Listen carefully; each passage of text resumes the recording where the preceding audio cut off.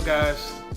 First of all, I want to thank everyone for the support from the previous video. You know, it really means a lot, all the shares, all the likes, you know, the comments. So I really appreciate everybody, you know, who's supporting, you know, this journey that I'm on. And so I really thank you guys.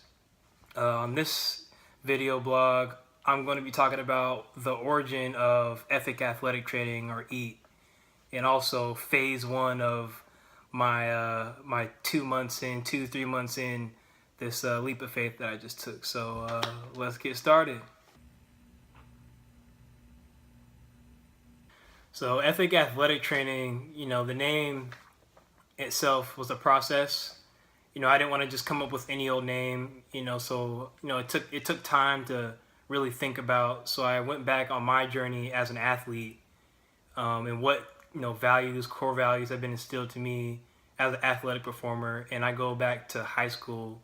You know, my high school gym teacher, Mr. Freeman, you know, one of the toughest teachers I've had, but I'm thankful for it. But he would always, you know, say, you know, you have to come with a great work ethic. You know, you got to come in focused, you got to come in ready to get it done and be in and out, you know. And so I wanted to put that into my name, you know, hence ethic athletic training. And it's crazy because at first I believe it was ethic training athletics, you know, and the acronym was ETA.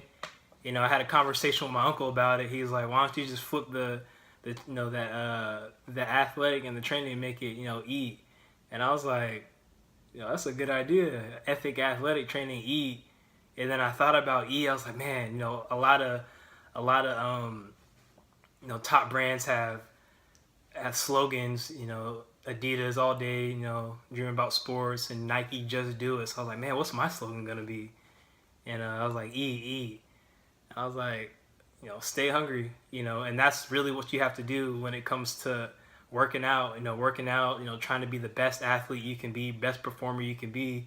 You know, you got to be hungry for this, you know, always hungry. So ethic athletic training, EAT, stay hungry. And so I thought that was pretty cool how it just happened. You know, I thank my uncle for that, you know, because it could have been ETA, and I don't know what the slogan would have been, but, you know, ethic athletic training.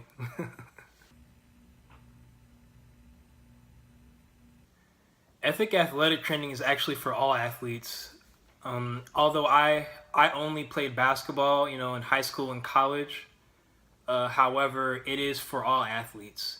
Now, when it comes to skill development, that's the only thing I can really teach when it comes to sports specific right now.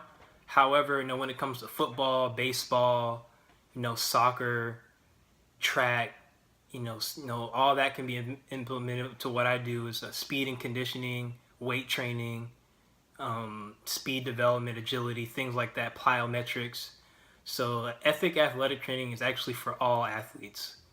You know, any sport you can think of: track and field, soccer, baseball, football.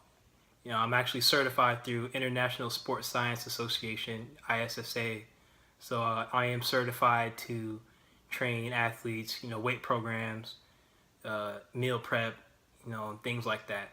So ethic athletic training, you know, if you're an athlete, any type of athlete, you know, that's what I do. I train athletes to elevate their game to go where they want to go. I worked with amazing people on this journey so far. You know, a year and a half in officially, when I was doing my business, you know, training, and also my day job at the same time. You know, about a year and a half. But yeah, I've met some amazing people. You know, Mahmoud Abdul-Rauf, you know, formerly known as Chris Jackson, played ball at LSU. The NBA, the Big Three. You know, he's one of my, I guess you say, training mentor. You know, anytime I get a chance to meet up with him, you know, I'm always picking his brain. Kevy Dixon, you know, Delta State forward, you know, years back, you know, played professionally, you know, and overseas. Kevin Myers, a former Louisville guard, former, you know, overseas player. Hishimu Evans, you know, Kentucky, Kentucky University of Kentucky champion, 1998. I've met amazing people, this journey so far. And even when it comes to not just basketball, but actually the details of strength and conditioning, flexibility, speed development. Tim McDaniels, he's giving me a lot of great information on setting myself up for clientele, way to present things. And yeah, I've just been blessed with such a strong support system, you know, and it's unbelievable sometimes, who I have in my corner or circle, so I'm thankful for them, all of them. They've been a huge blessing, and obviously, my family as well. But when it comes to people I've worked with who's actually helped me in this area, it's been great, So if you guys are watching this, I appreciate y'all.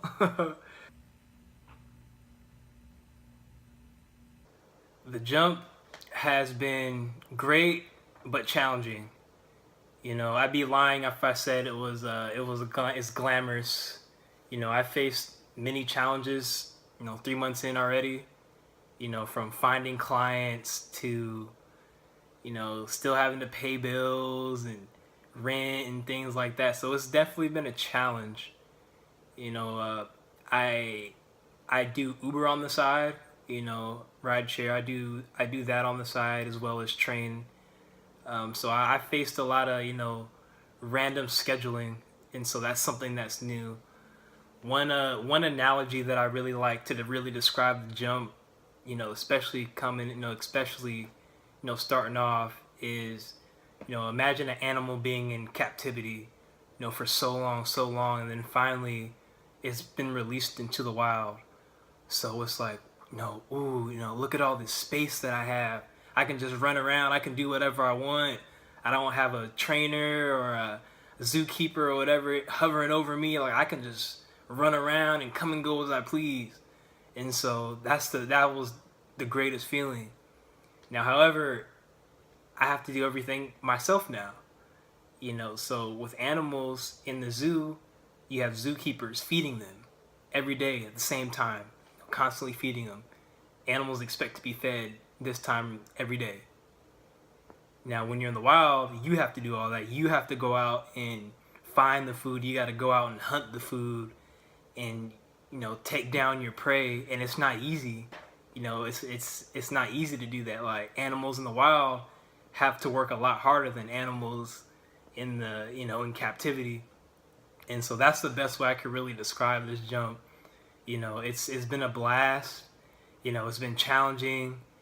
I've been against the ropes already. Financially. I've been. It's challenging. There's some days even now where I'm like, I got rent coming up, and I don't know, but again, I would not change this decision. I made. Like, I would go back and make it at the same time, or probably make it earlier, to be honest. But I would not go back on this decision. Decision, but no, tongue twister.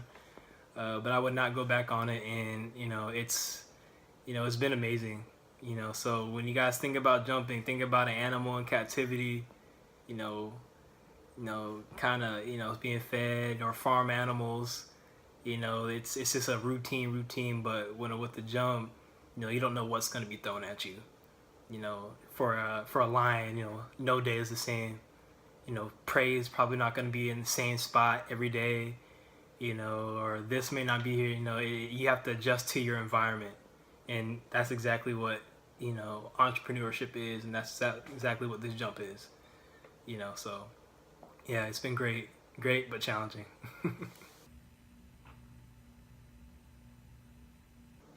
my days my days are actually really long, a lot longer than they were before. But it varies. No day is exactly the same. I got clients. Sometimes I have clients, sometimes I don't. It's kind of the season where football's going on. Soccer is going on, basketball is getting ready to come up. So this is probably the slow season of, for trainers when it comes to athletes, athletic trainers, and so, but it varies. I wake up at 4 every day, 4, get a little word in me, podcasts. I am a man of faith, like I explained before, so I get a word in me. I go to the gym about from like 5 to 7. Get my workout in.